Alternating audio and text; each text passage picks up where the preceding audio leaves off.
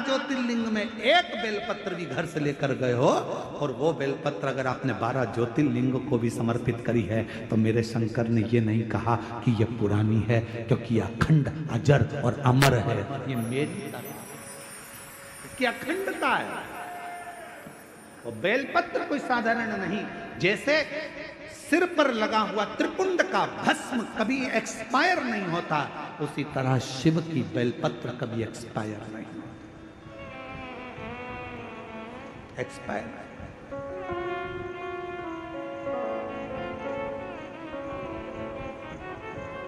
इसलिए आप लोगों से निवेदन करते हैं,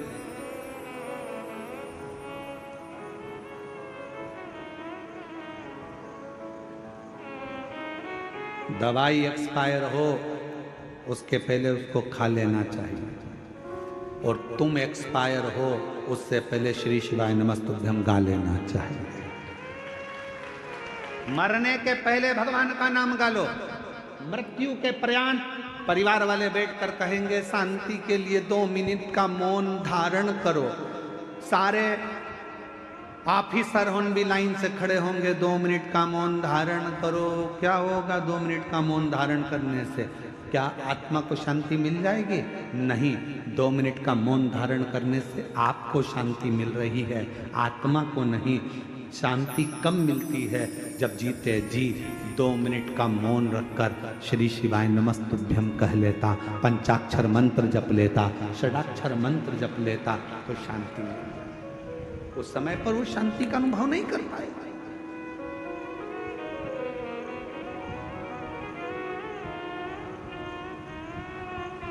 जो शांति का अनुभव चाहिए था वो ना कर पाए।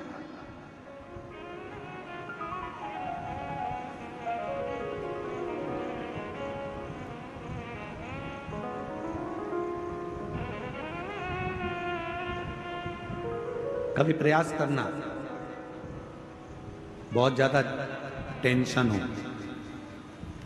डिप्रेशन में हो, ऐसा लग रहा है कि मेरा तो सिर फटे जा रहा है चिंता के कारण, शिव मंदिर में जाना, शंकर जी को 1 लोटा जल चढ़ाकर जो जल बहकर निकले उस जल में 3 उंगलियां भिंगाना और अपने मस्तक पर एकदम स्थिर होकर वो 3 उंगलियां अपने मस्तक पर तेजी से लगा लेना और दबा लेना, और मंत्र का स्मरण भीतर के भीतर ओम नाद करिएगा।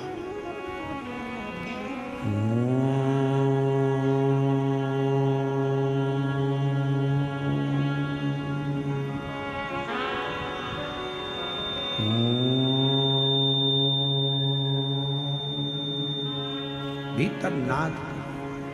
चलो एक प्रैक्टिकल करके देखते हैं। अपना सीधा हाथ लो, हृदय से विचार करो कि मैं शंकर भगवान को जल चढ़ा रही हूं 1 लोटा। जमीन पर उस हाथ का स्पर्श करो। अभी की अभी देखो, जितने बैठे हो सब, और बिल्कुल स्थिर रहकर जमीन का स्पर्श कर 3 उंगलियां लीजिए हाथ में, और अपने मस्तक पर बिल्कुल दबाकर नेत्र बंद करिए, एकदम सटीक बैठिए स्तुप, और सबको बोलना है 3 बार ओम का नाद अच्छी तेजी में, अंदर से बोलना है, बाहर से नहीं, चिल्लाना नहीं है, नाद करिए। सिर में दबाओ 3 उंगली को और बोलना प्रारंभ करो। छत्तीसगढ़ के ही रायगढ़ जिले के अंतर्गत गहिरा एक गांव है, सुना है नाम कि नहीं सुना? जम के तो बोलो, कौन सा गांव? गहिरा। वहां वनवासी क्षेत्र में एक बालक का जन्म हुआ जिनका नाम था रामेश्वर, और आज पूरा क्षेत्र छत्तीसगढ़ उनको गहिरा गुरु के नाम से जानता है। जानते हो आप लोग? अरे जम के तो बोलो, गहिरा। वनवासी क्षेत्र, आदिवासी क्षेत्र,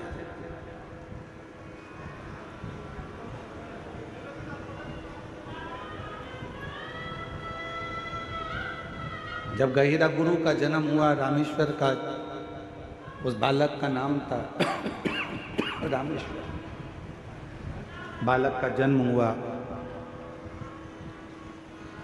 और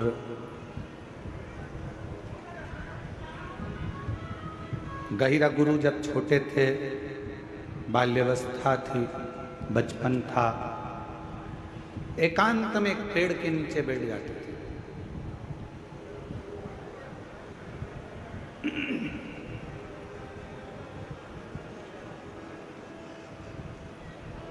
कई बार उनसे पूछा गया कि तुम एकांत में बैठते हो, किसका भजन करते हो, किसको पूजते हो, किसको बुलाते हो, किसका स्मरण करते हो, किसको याद करते हो, पर गहिरा गुरु, वो रामेश्वर बेटा कुछ नहीं।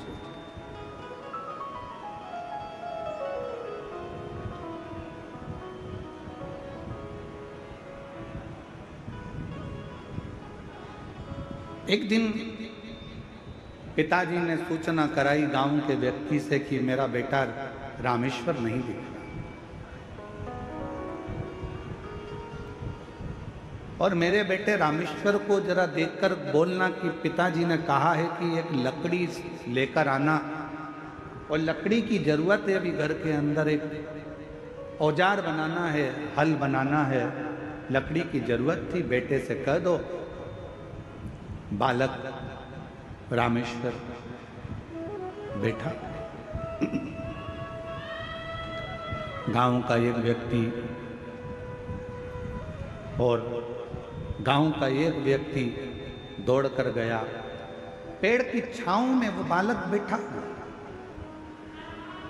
अपनी मस्ती में।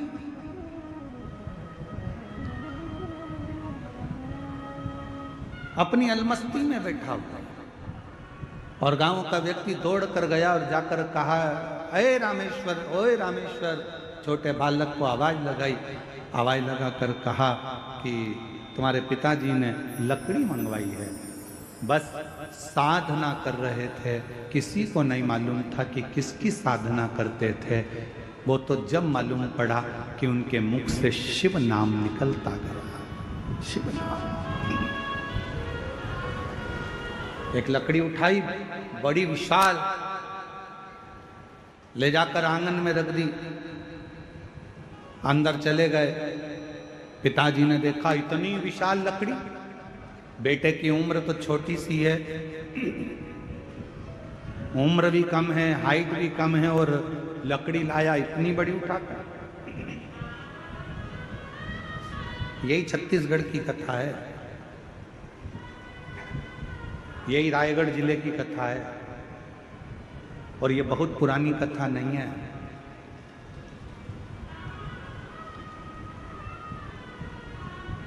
अभी की, ज्यादा पुरानी नहीं है, अभी की।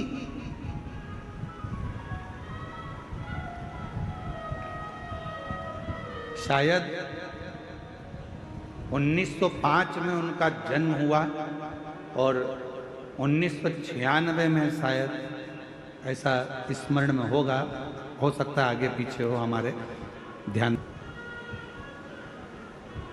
और आगे पीछे भी हो सकता है, हम इतना पक्का नहीं कह सकते।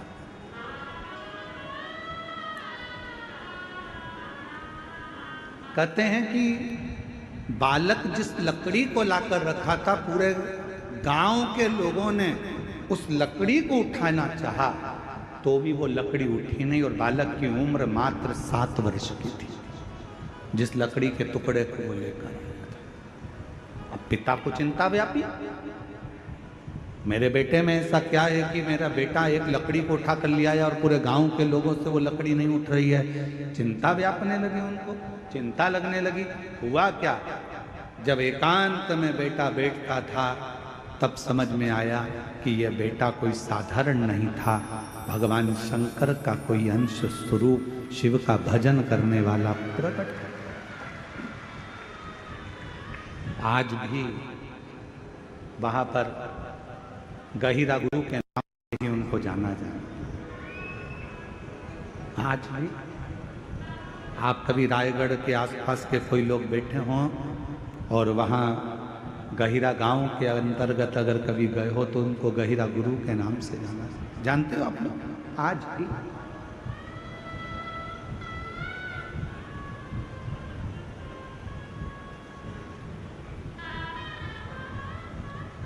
सबको सीख देते थे, संस्कृत पढ़ो, विद्याध्ययन करो, मांस का त्याग करो, पशुओं की बलि नहीं देना। आदिवासी थे, वनवासी थे, आदिवासी क्षेत्र में रहते थे, वनवासी क्षेत्र में रहते थे, पर नवयुवक बेटा बेटियों को, नवयुवक बच्चों को, नवयुवकों को दिन रात समझाने का कार्य करता था।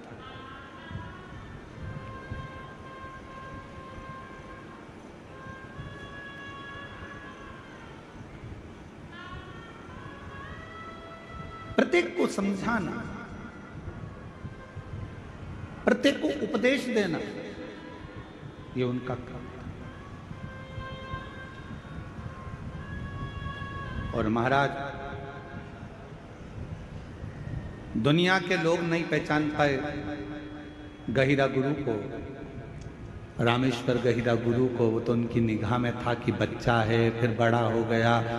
लोग उनको कह देते थे, बताओ इसमें कहाँ विवेक, बताओ क्या करता रहता है। कहीं किसी को समझाएगा, कहीं किसी को समझाएगा, मांसाहार मत करो, ये मत करो, वो मत करो, वो मत करो, सबको समझा रहा है, सबको समझा रहा है, सबको उपदेश दे रहा है। शिव का भक्त, शंकर का उपासक संसार में जब भी जन्म लेता है वो अपना काम पूरा कर कर शंकर के ही धाम में चला जाता है। फिर दुनिया उसको पहचान पाए चाहे ना, दुनिया उसको पहचाने ना पहचाने, ये उसको।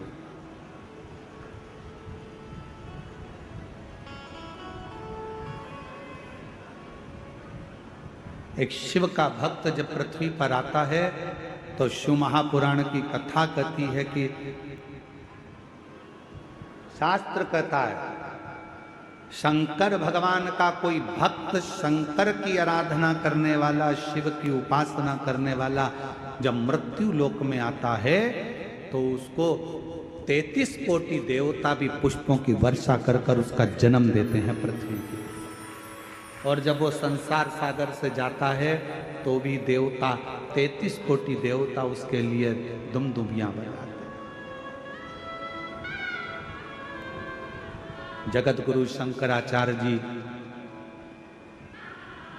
जिन्होंने भारत की भूमि का ही नहीं पूरे राष्ट्र को अपनी विद्वत्ता से गौरवान्वित किया था। छोटी सी अवस्था थी जगत गुरु शंकराचार्य जी की, और छोटी सी अवस्था से शिव के प्रति विश्वास, भरोसा, स्मरण, भजन, मंत्र जाप, ये समझाना, ज्ञान देना।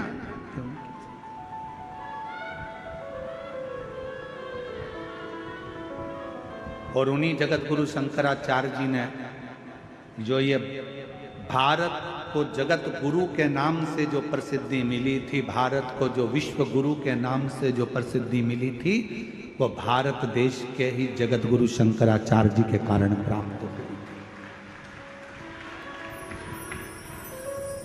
पर जब तक पृथ्वी पर रहे जगत गुरु शंकराचार्य जी, जब तक पूरी पृथ्वी पर भ्रमण करते रहे, कहीं काशी गए तो उनसे उपदेश किए गए, कहीं कहीं पहुंचे तो उनसे उपदेश किए गए। विद्वान लोग उनसे जब देखो जब उपदेश करने के लिए, प्रश्न करने के लिए, नीचा दिखाने के लिए, अपशब्द बोलने के लिए तैयार रहते थे। पर जगत गुरु शंकराचार्य अपनी मस्ती में, शंकर की मस्ती में मस्त रहते, शिव की आराधना। और आज भी वो जगत गुरु शंकराचार्य जी की 4 पीठ, जिस पे 4 भारत के गौरव जगत गुरु शंकराचार्य चारों पीठ पर बैठे हुए हैं, वो भी हमारे मार्गदर्शक हैं, वो भी हमारे भारत की भूमि को गौरवान्वित करते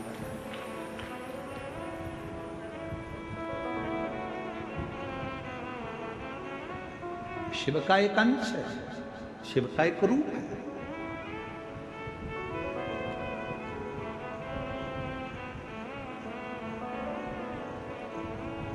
एक एक विश्वास के बल पर परमात्मा की प्राप्ति हो सकती। इस पत्र के माध्यम से, इस पत्र में उनकी मां प्रीति देशमुख से एक बार जाकर पूछना कि जिस बेटे का शरीर काम करना बंद कर दिया हो, जिसकी आंखों से दिखना बंद हो गया हो, जिसकी श्रवण शक्ति, बुद्धि, हाथ पैर सब शिथिल होते चले गए हों, तो उस माँ से पूछना कि बेटे की हालत देखते देखते उस माँ की दशा क्या होती होगी। और आखिरी में उस माँ से ये भी पूछना कि तूने भरोसा रखा है शंकर पर, किसी और पर नहीं, जो जगत का कल्याण करने वाला है, मृत्यु को जो जीत सकता है वो महामृत्यु। डॉक्टर ने इस पत्र में, बहन लिख रही है, डॉक्टर ने कह दिया था ये कभी नहीं देख सकता, जैसा है अब आंखों से कभी नहीं देख सकता, नहीं सुन सकता, पर एक विश्वास, एक भरोसा यदि शिव पर है, विश्वास है, भरोसा है, तो शिव शिव।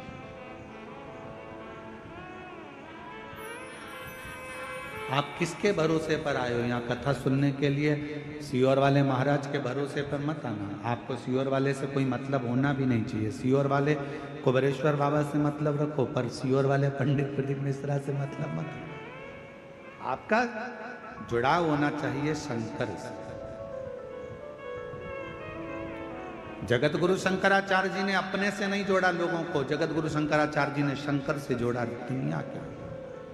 और रायगढ़ के गहिरा गुरु जी ने भी बस एक ही काम करा कि खुद से नहीं जोड़ा। गहिरा गुरु जी ने कहा सत्यमय जीवन जियो, सनातन को पकड़ो और अपने भगवत भजन में शिव की भक्ति को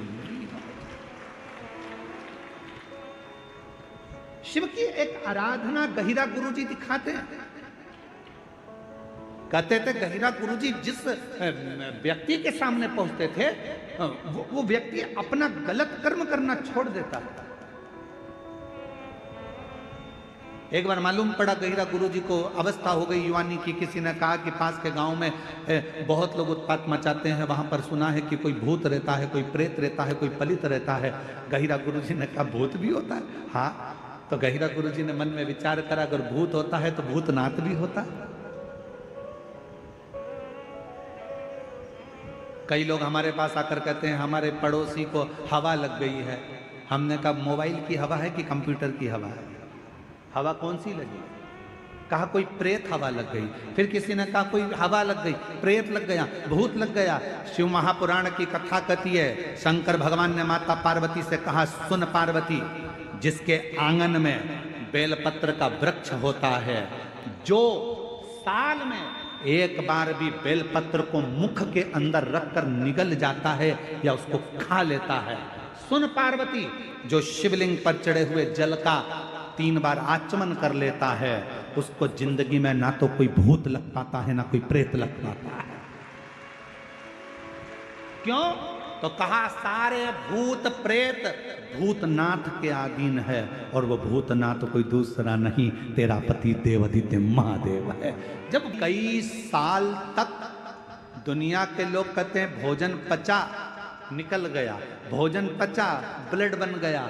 शिव महापुराण की कथा कहती है बेल पत्र में, बेल के फल में वो अंश होता है। दुनिया में केवल एक ही फल ऐसा होता है जो पेड़ में लगा लगा पक भी जाता है, और अगर कोई नहीं तोड़ता तो वापस कच्चा भी हो जाता। वो दुनिया में एक ही फल है और वो बेल का फल है। बेल पत्र के वृक्ष में जो फल लगता है बेला, क्या बोलते हो उधर पे? बेली बोलते हो ना। बेला का जो फल होता है उसको पेड़ में से मत तोड़ो, धीरे धीरे धीरे पका हुआ वापस कच्चा हो जाएगा, फिर अगले साल पक्का हो जाएगा, फिर कच्चा हो जाएगा। केवल दुनिया में एक ही वृक्ष है जिसका फल पकने के बाद वापस कच्चा हो जाता है। केवल एक बेलपत्र का पत्ता ऐसा होता है जो शरीर में सालों साल तक अगर जो खा लेता है, शरीर में वो शिव के रूप में विराजमान हो जाता है, अटल अजर और अमर रह जाता है, तो समाप्त नहीं होता, समाप्त नहीं होता।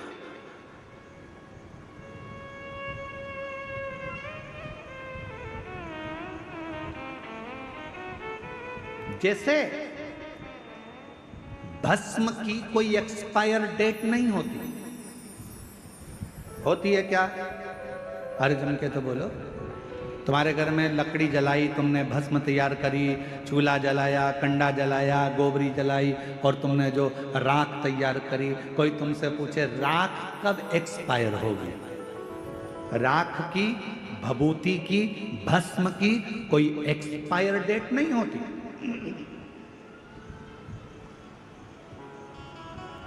जैसे भस्म की कोई एक्सपायर डेट नहीं है, उसी तरह बेलपत्र की कभी एक्सपायर डेट नहीं है।